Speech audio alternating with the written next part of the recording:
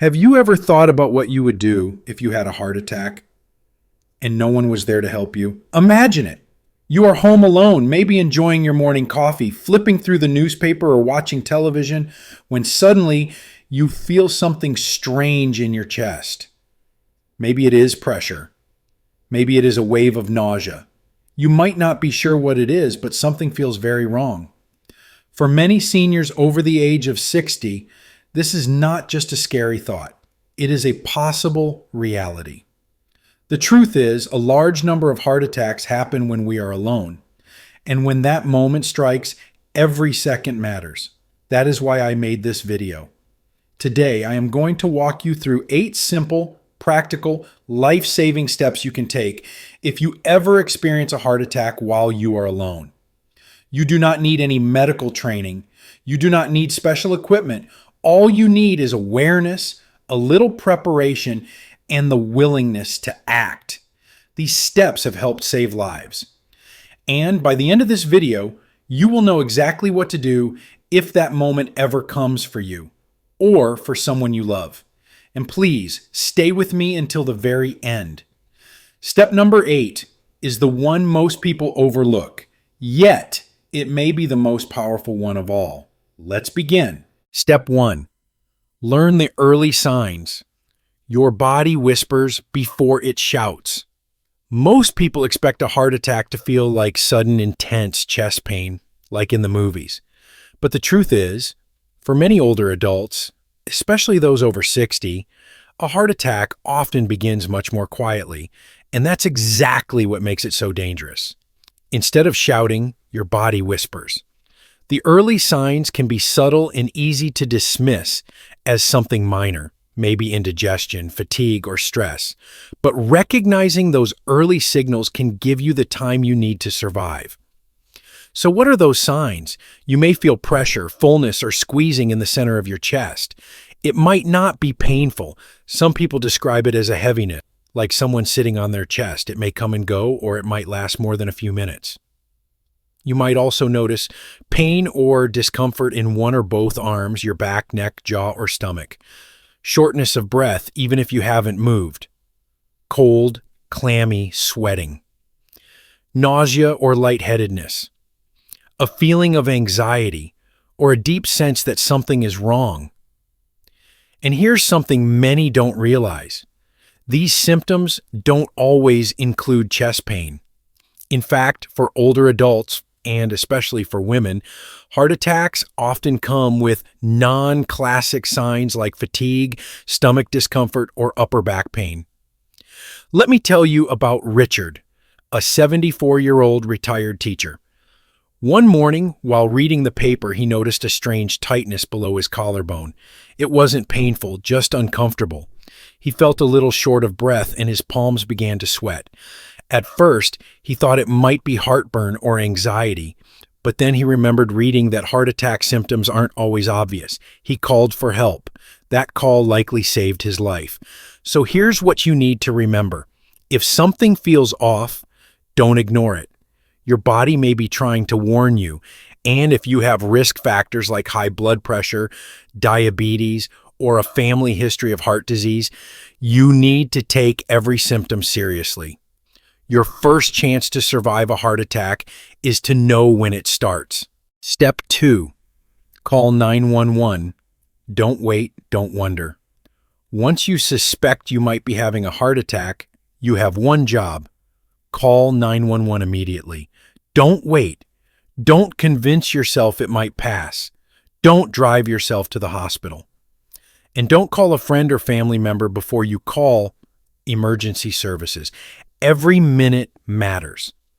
A heart attack happens when blood flow to your heart is blocked. The longer that blockage lasts, the more damage your heart suffers. Time lost is heart muscle lost. The faster you get help, the better your chance of surviving and recovering. When you call 911, you activate a team trained to handle heart emergencies. Paramedics can give you oxygen, start medications, and even use a defibrillator if needed. They bring the emergency room to you right where you are. Driving yourself is risky. If your condition worsens and you lose consciousness while behind the wheel, you could crash or delay treatment when you need it most. Asking someone else to drive you might seem safer, but they don't have the tools or training to care for you along the way. Let me share a quick story. Linda, 78, lives alone. One evening, she started to feel a strange ache in her shoulder and became nauseous. Her first instinct was to call her son, but she remembered what her nurse once told her. If you think it's your heart, don't call your family. Call 911. She did, and by the time the ambulance arrived, her symptoms had worsened, but because help was already on the way, she was treated immediately. She made a full recovery. So don't second guess yourself. Even if you're not sure it's a heart attack, make the call. Emergency professionals would much rather find out it's a false alarm than arrive too late. And one more thing, learn how to use the emergency call feature on your phone. Most smartphones let you call 911 even when the screen is locked. Take a moment today to find that feature. You may not have time to search for it in an emergency. Remember, you don't have to be certain, you just have to act. Step 3. Chew an aspirin, not swallow, not later. After you call for help, there's one more step you can take that might save your life before the ambulance even arrives. Chew one full-strength aspirin, slowly and calmly. If you are not allergic to aspirin and haven't been told to avoid it, this one action can help stop your heart attack from getting worse. Here's why. Most heart attacks are caused by a blood clot blocking an artery. Aspirin helps thin your blood and slows clotting, but chewing it, instead of swallowing it whole, helps it enter your system faster. The active ingredient begins working in just a few minutes, which can help restore blood flow and reduce damage to your heart. Let's go back to Joe. He's 72 and has a long history of high blood pressure. One morning, he felt tightness in his chest and began to sweat. He sat down, called 911, and remembered a conversation he had with his doctor months earlier. If you ever think you're having a heart attack, chew an aspirin while waiting for help. Joe reached for the bottle in his kitchen drawer, bit into the tablet, and waited. At the hospital, doctors told him his quick action made a real difference. The damage to his heart was minimal. Here's what you can do today to prepare. Keep aspirin in easy-to-reach places like your nightstand, kitchen, or wallet. Use a standard 325 milligram tablet, not a coated or delayed release version if possible. Check expiration dates regularly. Talk to your doctor to confirm that aspirin is safe for you, especially if you take blood thinners or have a bleeding condition. And remember, chew it, don't swallow it whole. That one small detail can help save your heart. So in the order of action, recognize the signs, call 911, chew an aspirin. It's a simple formula, but it's also powerful, and it could be the difference between life and loss. Step 4. Sit or lie down. Conserve your strength and protect your heart. When you're having a heart attack, your heart is already working harder than it should. Every beat is a struggle to push blood through a narrowed or blocked artery. So once you've called emergency services and chewed an aspirin, the next step is simple but powerful. Stop moving, sit down, or lie down if you need to. This is not the time to gather your things, walk around to unlock every door, or try to clean up before the paramedics arrive. Those instincts are understandable. Many of us were raised to be tough, to stay composed, or to not cause a fuss. But this is not the time to worry about appearances. This is the time to survive. Let's talk about how to position your body to reduce strain on your heart. The best position is to sit upright with your back supported. Choose a sturdy chair, a couch, or even lean back against a wall if you have to. Keep your feet flat on the ground and your arms relaxed in your lap or at your sides. This upright posture helps your heart pump blood more easily. It also keeps your airways open, making it easier to breathe. If you feel faint, dizzy, or lightheaded, which are all common during a heart attack, it may be safer to lie down. If so, lie on your left side with your head slightly elevated. This position helps maintain blood flow to your brain and heart and lowers the risk of choking if you become nauseous or lose consciousness. Avoid lying flat on your back unless absolutely necessary. That position can sometimes make it harder to breathe. Let me share Alice's story. Alice is 81 and lives in a small town in Missouri. One morning, while making breakfast, she began feeling a slow, heavy pressure in her chest. It wasn't dramatic, it wasn't painful, but it was wrong. Then came the clammy sweat, the shortness of breath. Her first instinct was to keep going. She thought, let me just finish what I started before calling for help. But then she remembered her doctor's words. If you think it's your heart, stop everything. Sit down. Nothing else matters. She did. She called 911, chewed an aspirin, and eased herself into her recliner. She focused on breathing slowly and didn't move again until help arrived. Later, her medical team told her that staying still helped prevent her heart from going into full arrest. That simple act, doing nothing, may have saved her life. Here's how to prepare ahead of time. Look around your home and identify a few safe places to sit or lie down quickly in an emergency. Think about your bedroom, living room, or even the hallway if that's where you are. Keep extra pillows nearby to support your head if needed. If you're out in public when symptoms start, don't be embarrassed to sit down on a bench, a step, or even the floor. Ask someone to help you if they're nearby. Your pride is not more important than your life. And if you're with someone else who may be experiencing symptoms, guide them to sit down and stay still until help arrives. Your calm presence can help keep their heart from working harder than it already is. In the critical first minutes of a heart attack, one of the most powerful things you can do is this: be still, stay calm, let your heart rest. Step 5. Unlock the door for emergency responders. This step might seem small, but in a medical emergency, it can make a world of difference. If you're able, unlock your front door. I know. It may not be the first thing on your mind when you're feeling chest pain or shortness of breath, but taking 10 or 20 seconds to unlock your door can help emergency responders reach you faster without damaging your property or wasting time they could be using to save your life. When paramedics arrive, especially in a residential area or an apartment building, a locked door can slow them down.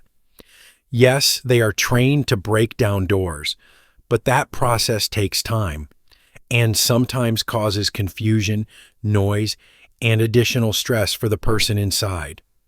Let me tell you about Paul. Paul is 76 years old and lives alone in a small condominium. One afternoon, he began to feel chest tightness, followed by dizziness and a cold sweat. He did everything right, called 911, chewed an aspirin, sat down, and started breathing slowly. Then, he remembered a video he had seen online that said, "If you can, unlock your door." It took him less than 30 seconds. He used the wall to steady himself, flipped the deadbolt, and returned to the couch. When the paramedics arrived, they walked right in. No broken door, no delay.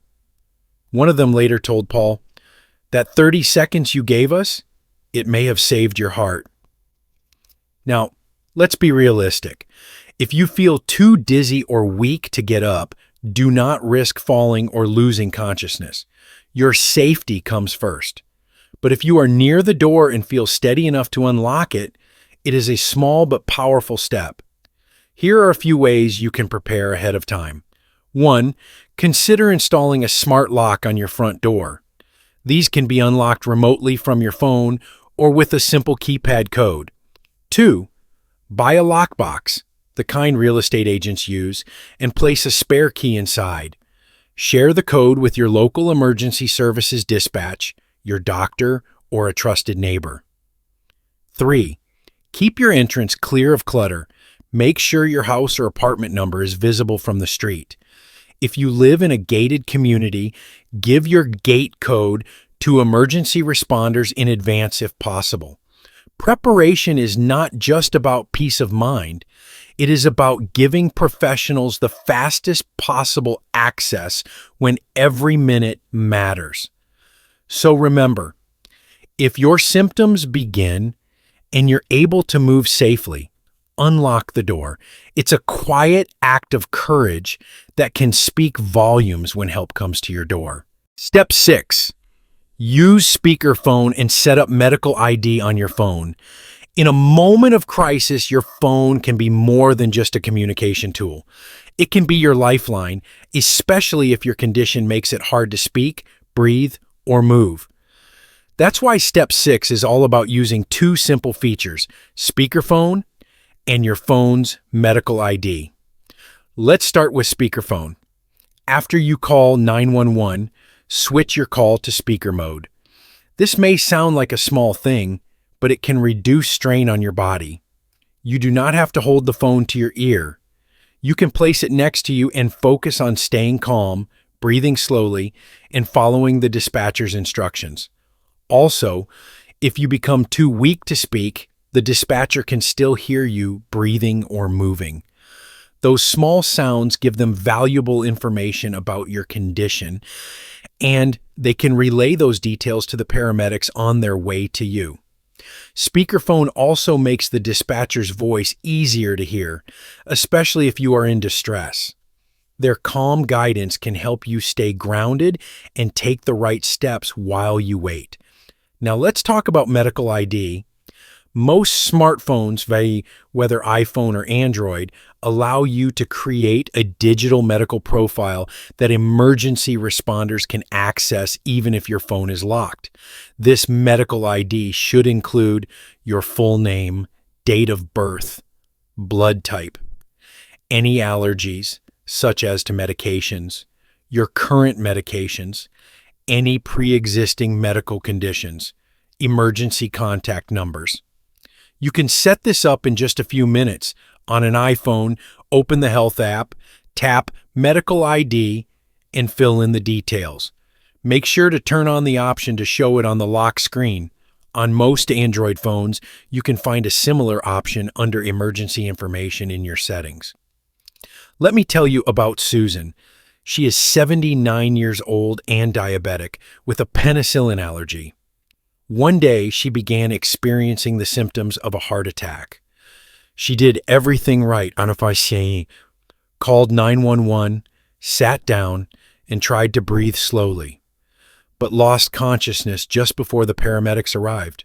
Because she had set up her medical ID, the paramedics were able to access her critical information right away.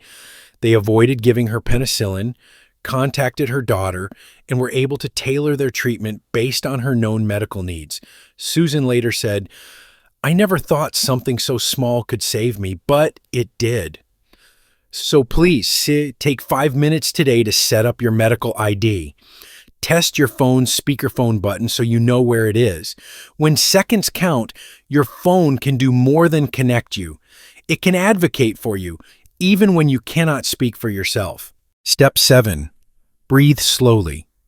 Calm your body. Protect your heart.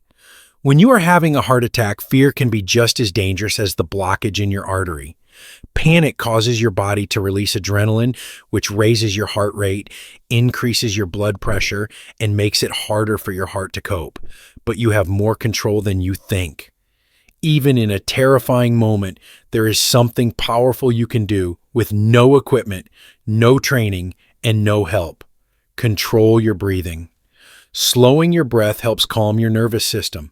It signals your body to exit panic mode and return to a more stable rhythm. This takes pressure off your heart, helping it use less oxygen and beat more steadily. Here's how to do it. 1. Inhale through your nose for 4 seconds. 2. Hold your breath gently for 1 or 2 seconds. 3. Exhale slowly through your mouth for 6 seconds. Repeat this cycle. Count each breath. Focus only on your breathing. This simple technique is called diaphragmatic breathing. Some people call it box breathing or 4-6 breathing. It doesn't fix the heart attack, but it can help prevent it from getting worse while you wait for help. Let me tell you about Frank, age 83. When his heart attack began, he felt dizzy, overwhelmed, and terrified. But he remembered something his cardiologist had once shown him: the power of controlled breathing. Sitting down, Frank focused on each inhale and exhale. He kept saying to himself, "Breathe, stay calm, stay alive."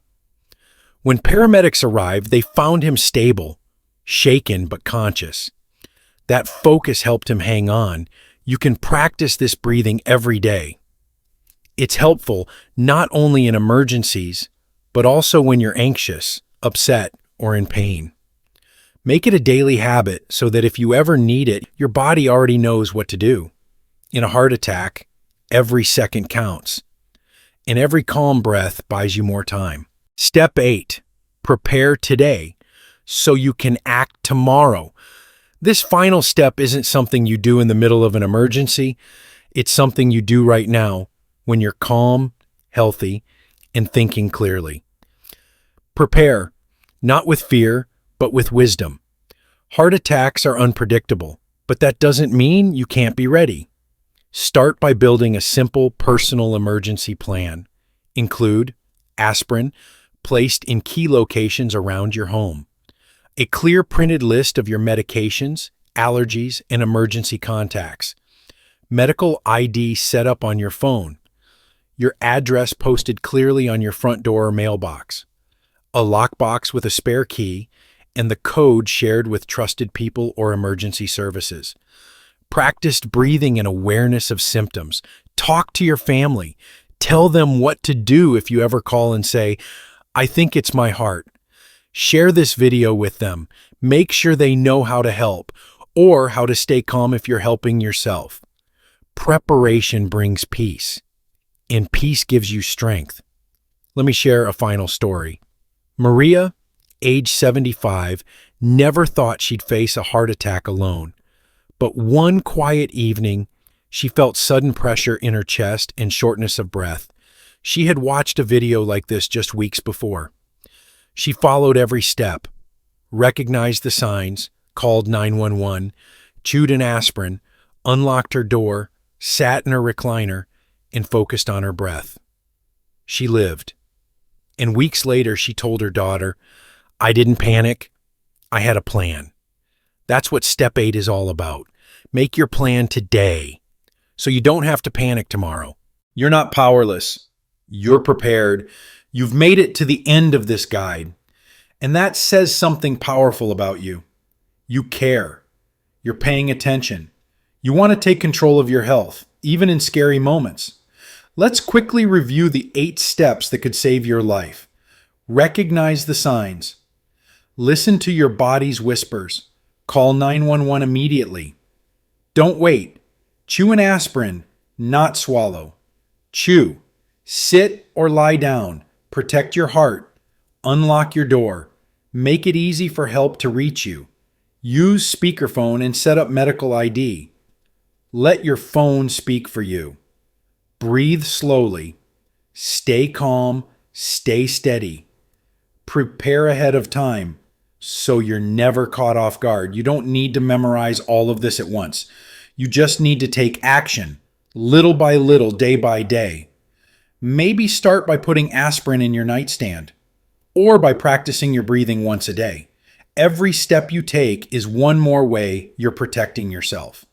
And if you're watching this for a parent, spouse, or friend, share it with them. Talk about it. Walk through the steps together. Because when it comes to emergencies, what we do ahead of time matters just as much as what we do in the moment.